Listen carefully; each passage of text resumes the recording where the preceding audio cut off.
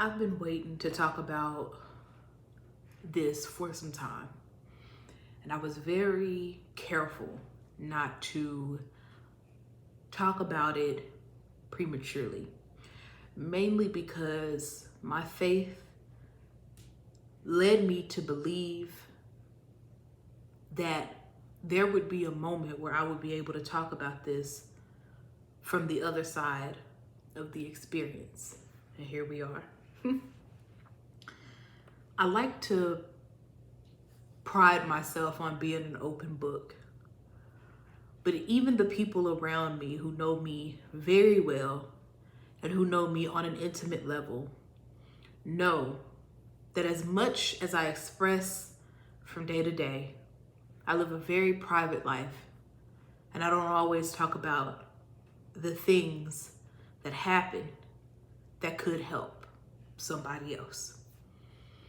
After going through this experience, I realized that it would be selfish of me to hold on to something that somebody else may go through, even though the details may be different, even though the person may be different, the location may be different, and maybe even the experience may be slightly different.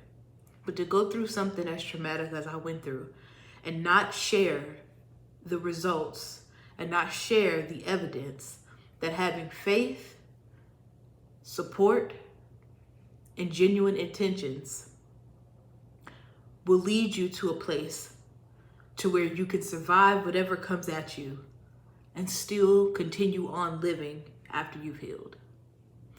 I've titled this video, When Resolution is Your Responsibility. And here's the story. I started working for a company 5 years ago, and I was really excited to work for this company. When I started working for this company, I made a promise to myself and God, and I said, I'm gonna stick it out. Little did I know that I would be face to face with the corporate monsters that I've heard so many people talk about in the past. But for whatever reason, at a young, ripe, tender age of 27, I thought that I was the exception to the rule. I had made a vow to myself and said, I'll do right, I'll be upright. I'll do everything that I need to do to avoid some of the traps that some other people have fallen into. I won't be like them. What I didn't take into consideration is that maybe those same people who fell into the traps of corporate monsters were not bad people. Maybe they were upright and righteous. But I was ignorant at that point and did not know that doing the right thing didn't always mean that you could avoid a downfall. When I made that vow to stick it out with that company, I had just gotten over being unemployed for about 8 months. And so you got to understand that the desperation to have income, steady employment, and career progression as a possibility, all of those things were like a knight in shining armor to me.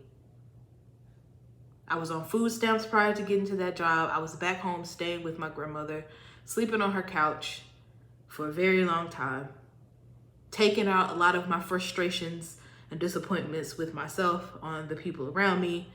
And so I was dealing with a lot of internal and external conflicts that were very stressful. However, I've always been the type of person to know how to take accountability for where I was wrong. And so when I had a moment not to be emotional, not to be distressed, and I was able to come to my senses, I always made it necessary to go back to the people and apologize. Keep that in mind. Nonetheless, I started off with a great relationship with this company. I had focused all of my intent and intention on making sure that I did the right thing, and boy, did it pay off. In the department that I started in, I was moving fast. I was a favorite, even so much to the point that some of the people around me believed that I was getting unfair treatment in terms of favoritism from some of the leaders in upper management. I was getting a lot of opportunities to lead teams, to lead meetings, to present ideas to upper management, and they were receptive. They linked me with some people from the tech teams and engineering teams and design teams because they wanted me to bring these great ideas to life. They felt like it was something that they could get behind financially from a leadership perspective, because they felt like it would be great for the department and also for the company. Well, the pressures of how other people perceived me began to weigh on me heavily. And I expected for leadership to have parental-like affection and support towards me, because I didn't understand at that time that it was a workplace and it was not conducive for me to receive certain types of nurturing from leaders in corporate. There was support that I could have gotten, but at that time I didn't know a lot about my mental health and the state of my mental wellness. And so I spent more time trying to get things that really my parents should have given me as a child, but it was void and I didn't know what to do. I turned to friends, not knowing at the time that those people were not really my friends. But in hindsight, I realized that's the reason why a lot of their advice and a lot of the support that they gave me wasn't very helpful. I began to spiral. I was using weed as a way to cope, drinking alcohol, not so heavily, but it was starting to get to a point where I couldn't even go to work without being in an impaired state of mind. And I was too immature to understand that even though my altered state of mind was not detectable, it was still very effective in the way that I showed up. I was starting to present as a different person in front of all of these people who had all this hope and trust in me. But it didn't stop anything, because one thing about me is I'm going to work hard. And so despite all of the things that I just said, I still came to work and I worked hard. Looking in hindsight, I'm pretty sure that left a lot of people on the fence about me. Well, we see she can do a great job, but there's just something about Jasmine that is off these days. And I would be lying if I didn't say that I was approached by people who tried to help me realize that the path that I was taking and the actions that I was exhibiting was not going to allow me to survive and the reputation that I had worked so hard to build for much longer. Nonetheless, I had created a weak spot that was very visible to people who were there to try to tear me down. And eventually, at some point, somebody was successful. I ended up in a situation where I was leading a meeting and somebody made some remarks about me, again, while I was in an altered state of mind, full of emotional void and past traumatic wounds. And on that day, I felt like I was well within my rights to address this in a way that was less than professional, and dare I say it, beneath my professional reputation. It caused a lot of problems for me. I walked away from that situation thinking that I was right, thinking that I would come back tomorrow and the leaders would welcome me in with open arms and hug me and love me and say, it's okay. We understand everybody makes mistakes. But the biggest mistake that I made is not being aware that corporate is not the place for the things that I had done. At that time, I just could not accept that when I got to work the next day, nobody was on my side. Needless to say, nobody was on the other employee's side as well, or my other coworkers' side as well. But more specifically to me, and more personally to my situation, nobody was on my side. I took that as a sign that I was not valued and I was not appreciated, and that could have been a little extreme, because I don't believe that in hindsight. Instead, what was happening is I was having a hard time accepting that I had dropped the ball on something that was so promising. But I would also give myself grace in this moment about that situation and say that I just didn't know any better. I knew as much as I knew. And at that moment, I knew that I had to get away from that department. My reasonings fell more upon the side of I have to leave this department because nobody values me. So I did what I had to do. I had an interview with another department, was immediately hired, due to my exceptional rating that I had received for my performance in the department that I was currently in the year before. And I made my exit. And I made very bold statements to let them know, the department that I was in at that time before I moved on to the other department, that I no longer needed their support. I no longer cared about how they felt about me, and it was their loss. Still to this day, I believe that. But I will not shy away from the fact that I could have taken a little bit more accountability for what I had done. Nonetheless, I went to my new department excited. But once I got there, I realized that that's not where I wanted to be. While it was a promotion, it was a department that was, dare I say it, less, not as attractive as the first department. I wouldn't have as much freedom. It was a department that had been around for quite some time. The department that I had come from was a new department. So there was a lot of opportunity to be seen, to be heard, and to be different. But in this department, it was very much assembly built, okay? You come in, you do what you're told, you go home. There were no opportunities to be unique. There were no opportunities to have a voice. There was no opportunity to present new ideas. There were no opportunities to lead anything. There were no opportunities like the opportunities that I had dropped in the previous department. I immediately knew that I had made the wrong decision. I tried to go back to the other department after all that shit I had talked. And I was so baffled in my young immaturity to see that they were done with me, just as much as I said I was done with them. Of course, all before I knew that I was setting myself up for big problems to come. I talked to a couple of managers and they gave me a bunch of empty promises. Oh, we'll try to see if we can get you back, but they really didn't mean it. That's another part of corporate as well. Once I accepted and realized that I would have to stay in this department that I was in, this new department that I promoted to, reality set in. And one day, when I arrived to work, ready to do my job as I normally would, I froze. Yep. I experienced what psychology would call paralysis. My mind was saying a lot of things. You can do this. It's a job. Do your job. But my body was literally froze. I couldn't open my mouth. I couldn't breathe. I couldn't blink, if I remember correctly. I couldn't move my hand to move the mouse. I couldn't get on the phone. I couldn't type. I couldn't do anything. And a few moments after that, a manager came up to me, obviously noticing my distress, and asked me what was wrong. For some reason, at that time, I was able to say just a few words. I don't know. She pulled me aside and we had a quick conversation. And the conversation was well enough to calm me down.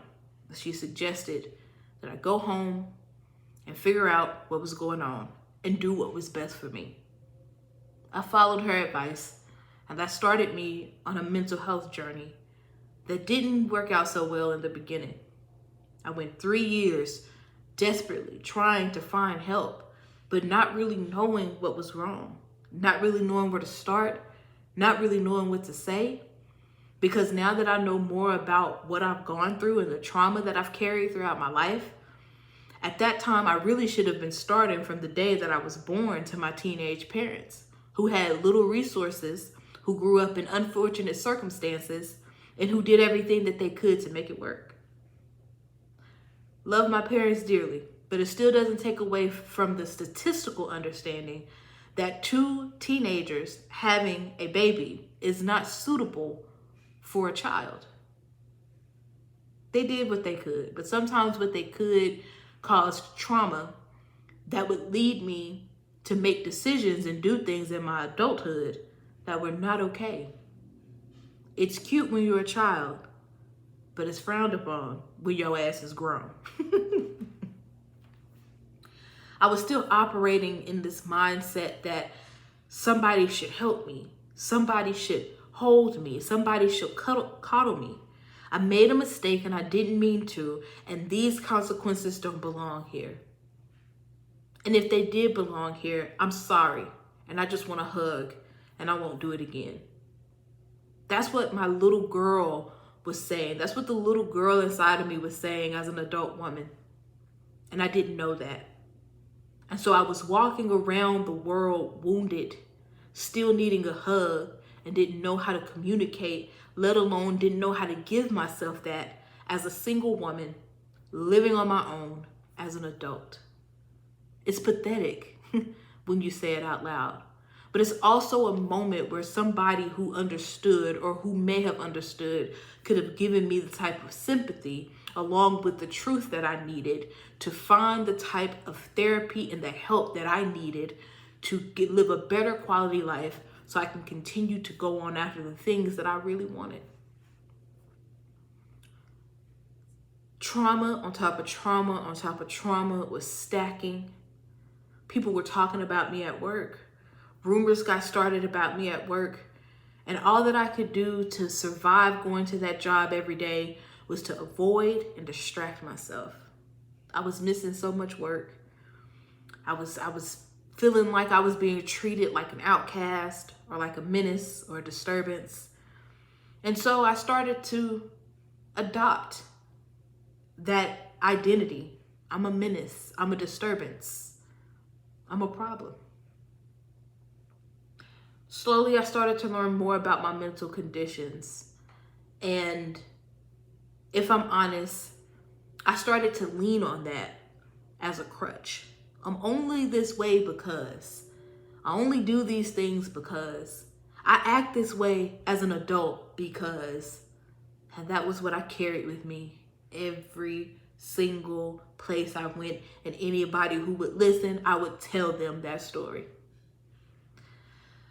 The department that I was in, like I said, it was a less attractive department than the first, but it was also a lower performing department as well. It just wasn't conducive with who I am as a intelligent, smart, high achieving woman, a professional woman. But I had lost all of that identity and this new identity that I was taking on because if I'm honest, that was the habitat of that department. That was the community of that department. And it seems like nobody cared to make it better. But after being in that department for almost 4 years, I realize now that a lot of people working in that department are a lost cause, including myself.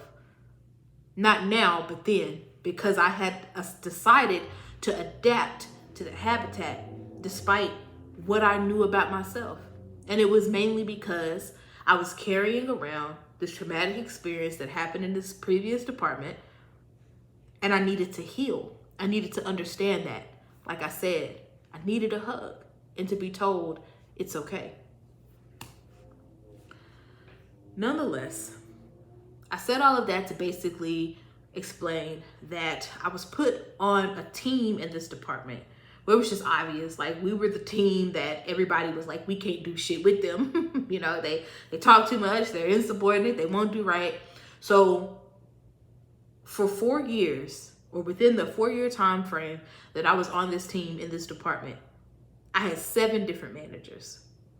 And each manager brought along something else, something else, something else.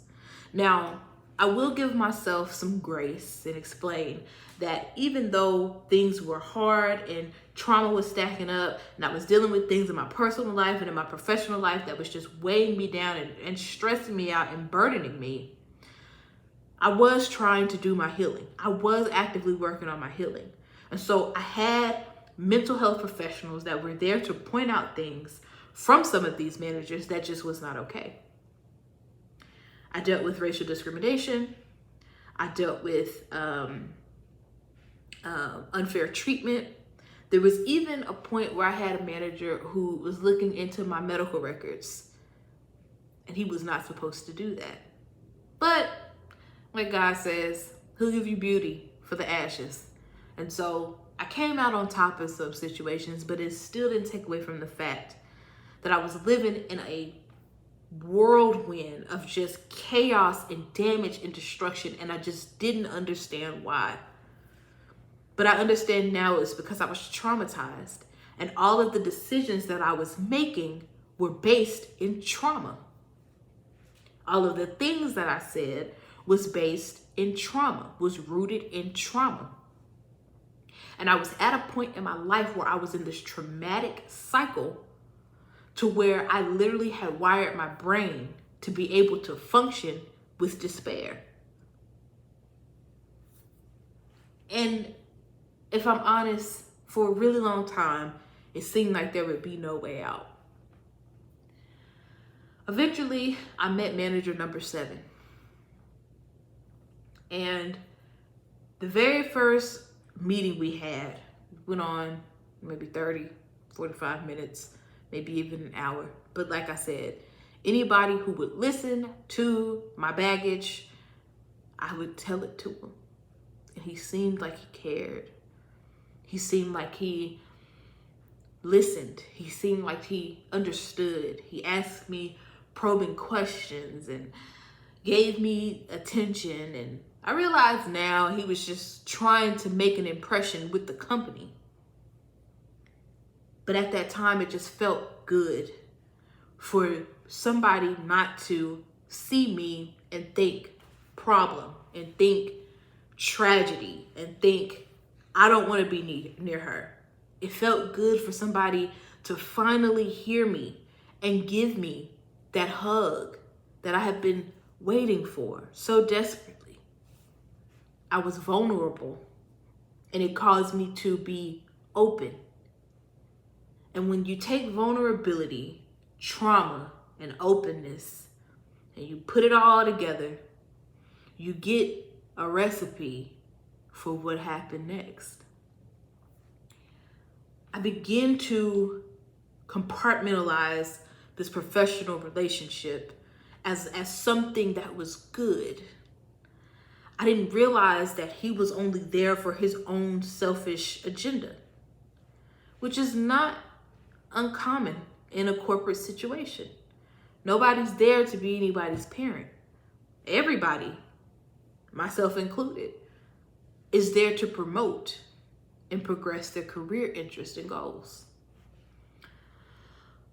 He came in during a time where I was starting to see things clearer.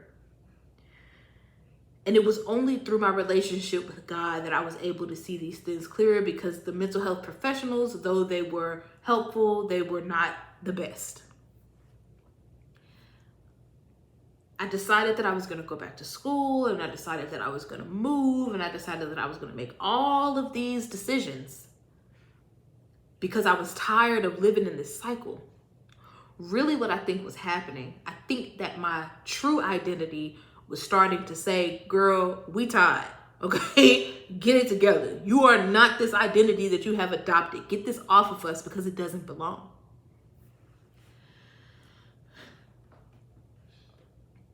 I believe he started to feel like it was him that had influence over my life and was helping me think clearer and was helping me be better. And so because it was looking good for him, he started leaning into this a little more. And because I was finally feeling heard and I felt like I had met somebody who cared, I started leaning into this a little more.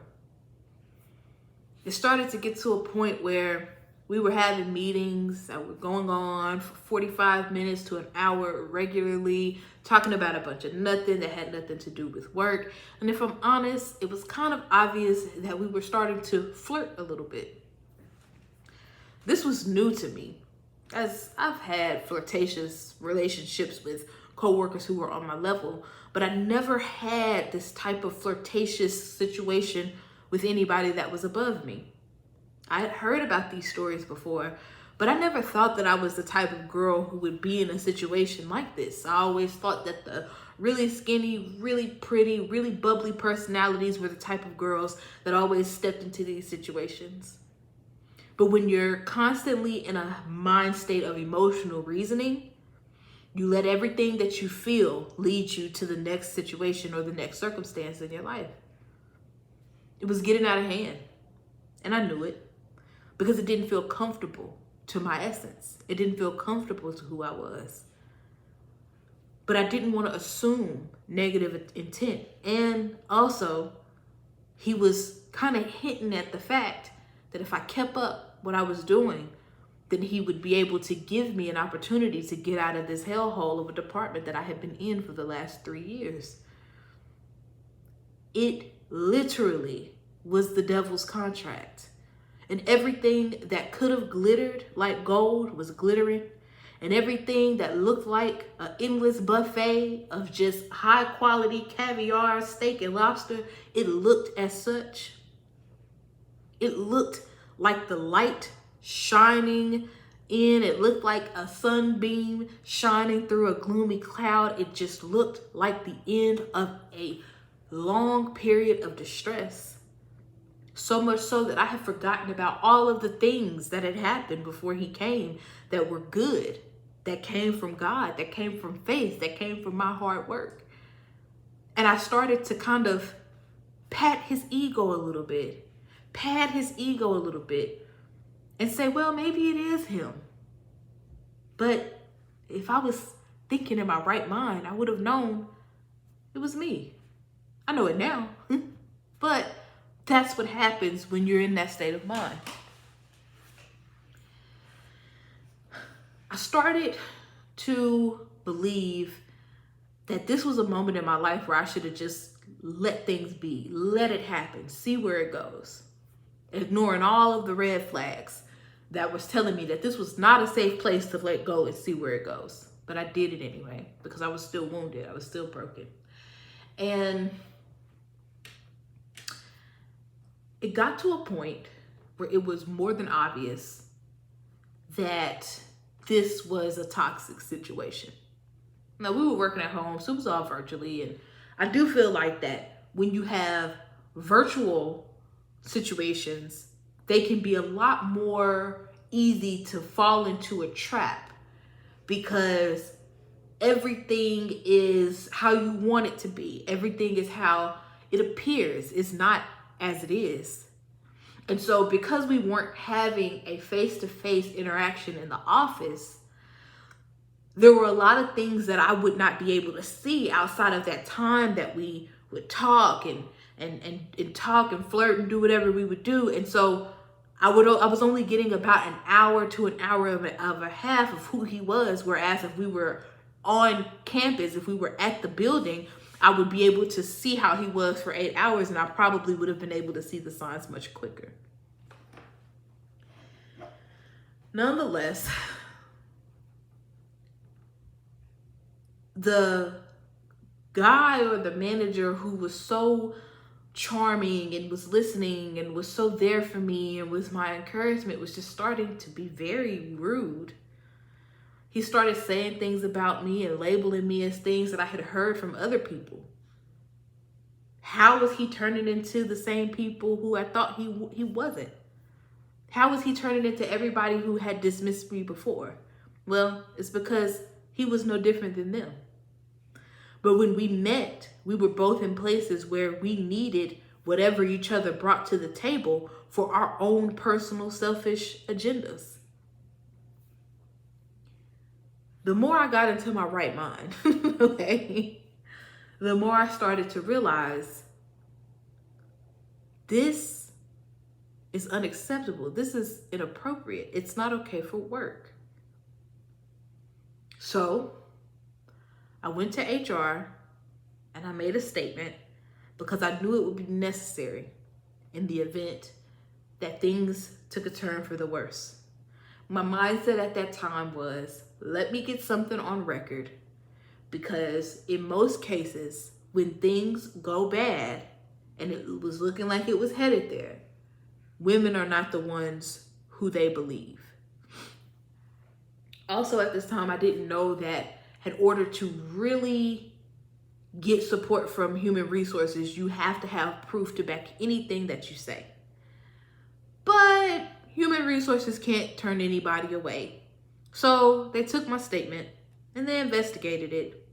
And they obviously must have found something truthful in what I had said, because the monster that was starting to show when I felt like this manager was starting to act like everybody else did with me, he went from starting to show to being completely visible and was at this point attacking me.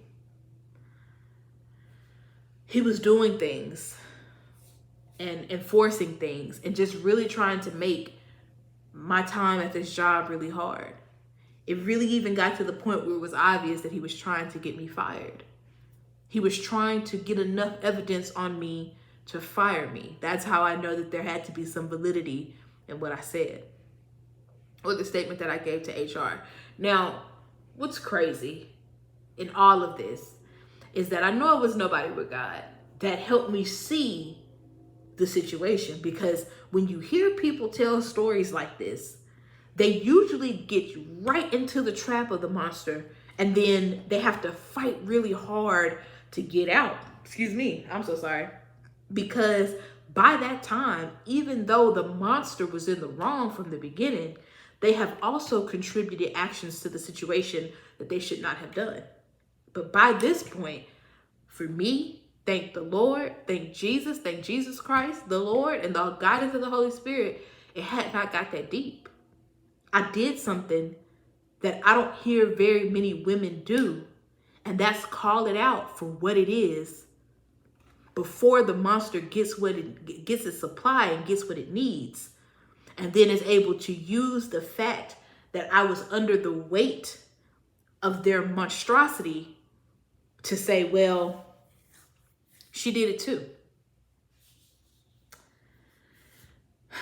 It was a fight. It was a fight because I made that statement back in like May, and I was still up under his management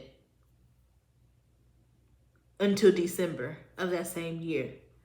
And every day, him and I were at odds, fighting, passive aggression, just awkwardness in one-on-one meetings, complete silence. Whereas before that, I couldn't get him to shut up. I couldn't get him I couldn't get him to stop saying things like, I want to see your face on camera. And when I would say things like, well, no, I don't really look good today, he would say things like, I don't care. And all of the things that would make a girl that's in a vulnerable state feel like, man, this man really is into me. But one of the biggest red flags that really made me screech the brakes, and if you know men in corporate, you know what I'm about to say. He's married. He's married. Nonetheless, it got so bad to where it was so hard for me to come to work. I hit one of my lowest pits, points of depression. It even got so bad to where I had to withdraw from school because I couldn't focus on my classes. My brain was literally in a fog all the time. I was fighting to get somebody to be on my side, and everybody was telling me that I had to have more proof, but he was so cunning and he was such a liar, and I know he was lying when he wasn't in my presence, because when our relationship was better, he was saying things like, the key to success is deny, deny, deny. When they ask you a question, just lie, right? And it was very hard for me. Not because I didn't feel like the women who I felt like should advocate for me were not on my side, but because this is just the politics of corporate. It even got to a point at one point where I pushed myself to apologize. Remember what I said earlier? I pushed myself to apologize to him one day when I had a explosive episode while at work. And this was before things got as bad as they did. And he pulled me into a meeting a couple of weeks after I gave him that apology. And with the situation that I'm referring to when he pulled me into the office a couple of weeks was definitely his fault. And he said to me, so is this going to be another, because I was upset and I was saying whatever I was saying to him. And of course, prior to this, we had kind of built this relationship where he would let me vent to the point of aggression and you know, just being worked up. And there was still a piece of me that thought that he was still this guy who was just so soft and allowing of me to be me. I thought he understood who I was. So whatever had happened, it happened, and I was well within my rights to have the feelings that I had. And he said to me, "Oh, is this gonna be another time where you're just gonna apologize for what you did?" And oh, if he knew what he had triggered, he wouldn't have said that, because all of that emotional, worked up situation that I was in, it's like it completely cut off. And I told him no, because I'm not sorry about this time. Anywho, that's kind of the direction the professional relationship that we had started to go into. And like I said, it's not that I don't feel like the women that I was talking to was not on my side, but he was just really good at doing things and hiding his evidence. He was really good at lying. He was really good at denying things. And as you can see, he was really good with adopting identities that were charismatic and maybe possibly even innocent, to make people believe that he would never go as far as he had gone with me, right? I literally felt like there was no end to this, and it was getting to a point to where when I would get ready to go to work every day, I would have the worst stomach aches. Like it would feel like I was about to throw up, or like I was like on a roller coaster. And at that time, I was cool with the guy, and I was trying to explain this to him because I felt like because I had been ripped of this idea of a man, I felt like there was a void that needed to be filled of me having a man who actually did care and was concerned. And he was not. He didn't even believe what was going on.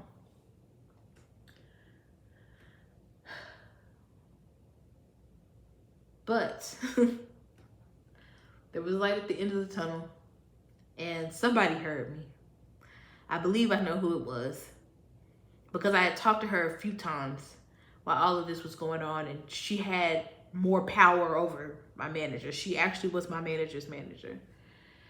And I get an email. Oh, no, I'm sorry. I come to work one day and I have a meeting with him, and he says, "You're going to another team."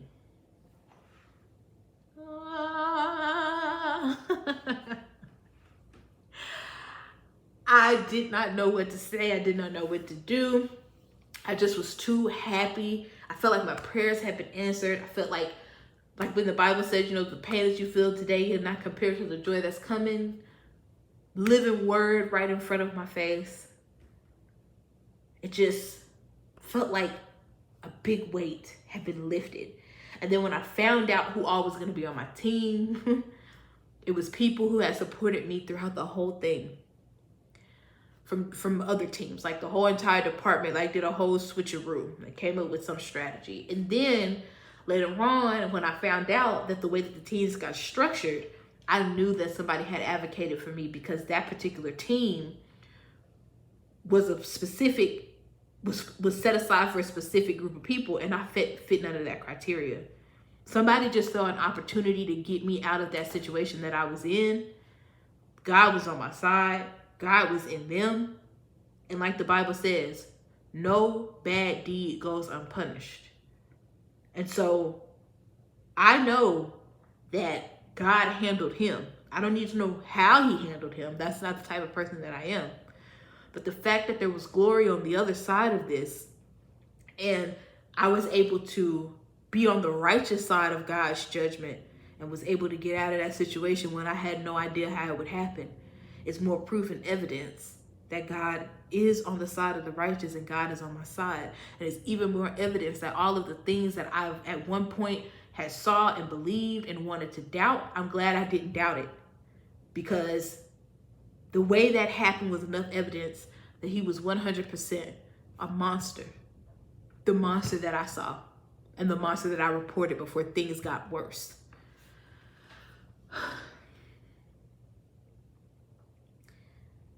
I realize now that all of that happened because of trauma and brokenness and heartbreak and childhood and teenage years and adolescence and so many things.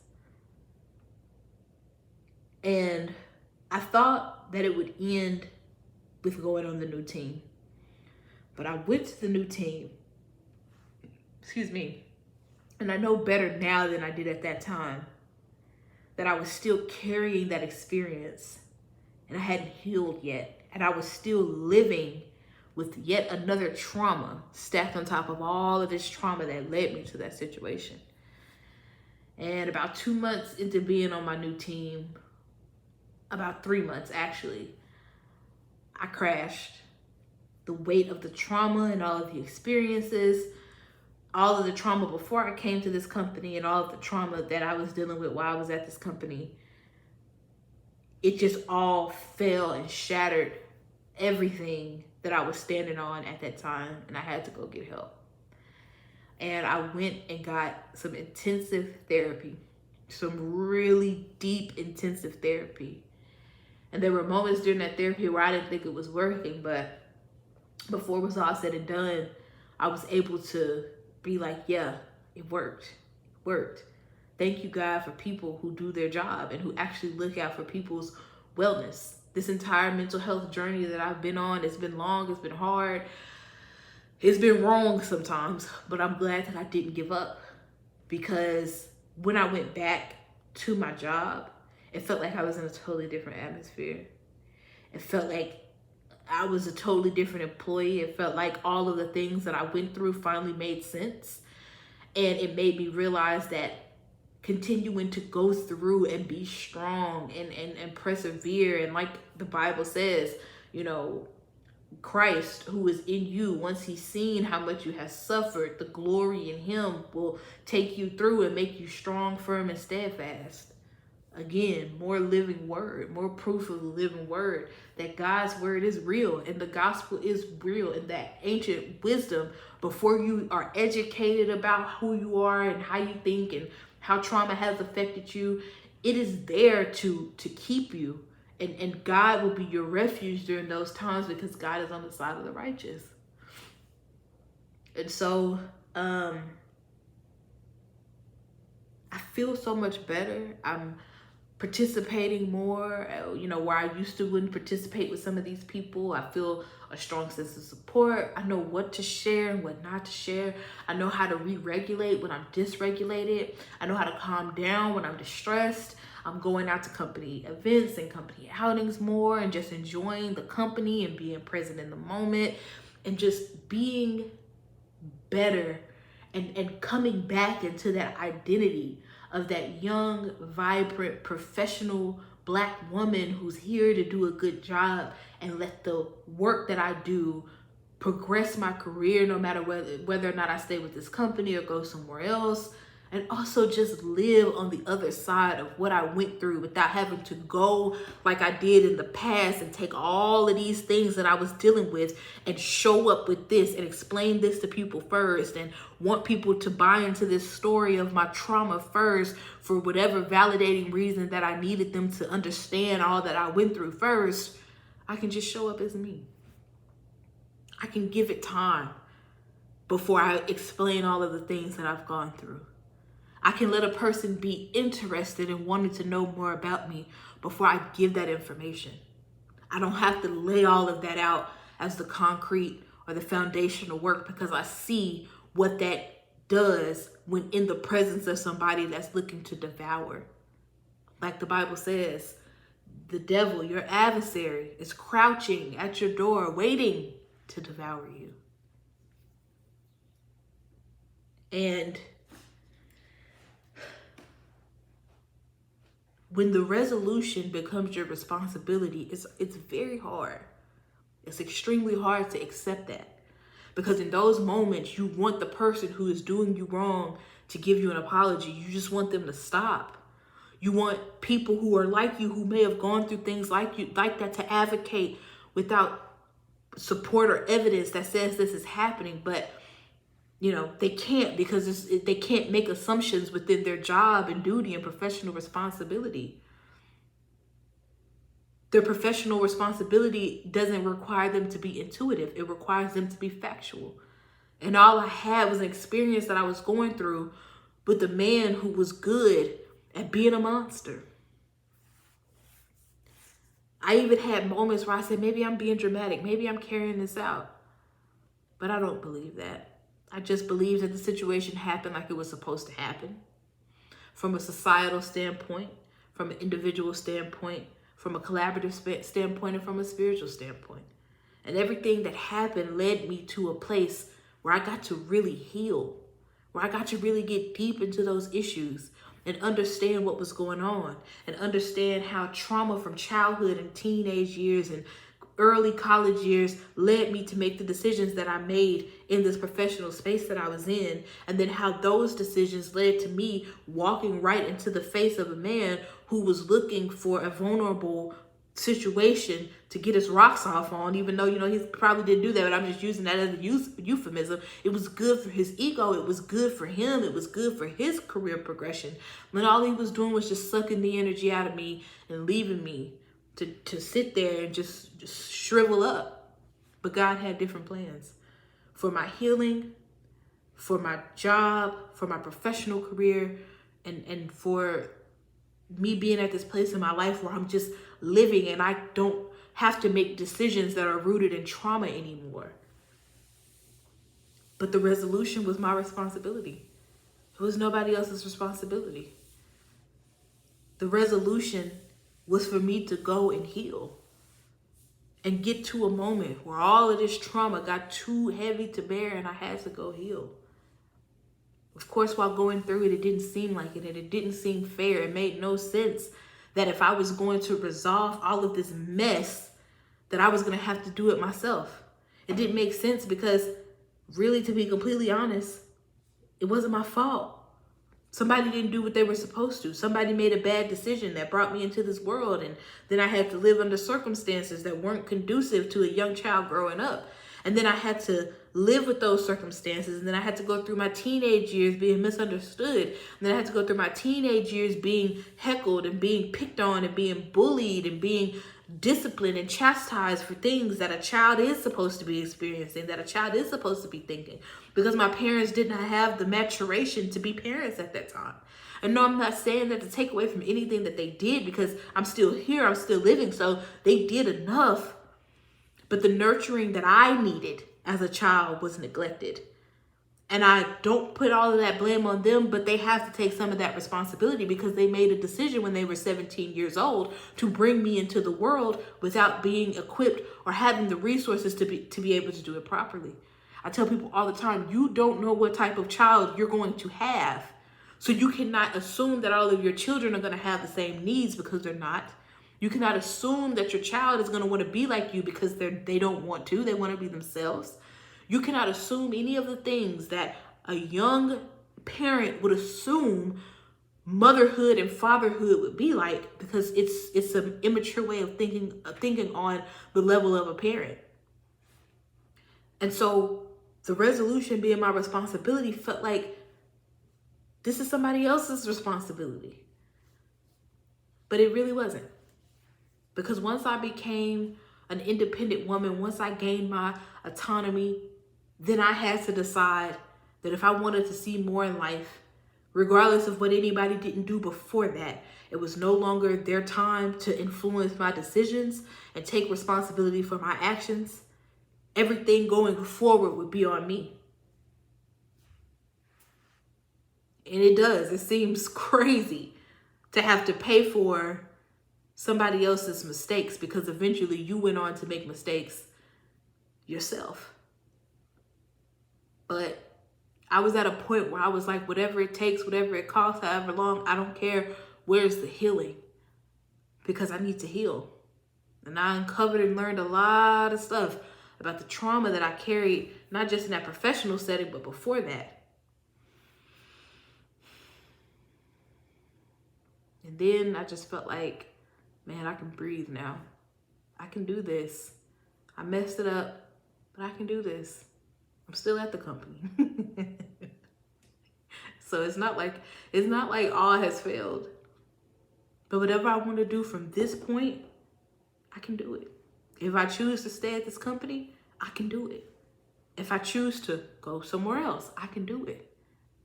I'm currently working on my degree, and in due time, which doesn't seem like it's that much longer from this point, I'll have a degree that says I'm skilled to do this type of work, and I can go after that at that time if I want to, or I can go after it now. The possibilities are endless.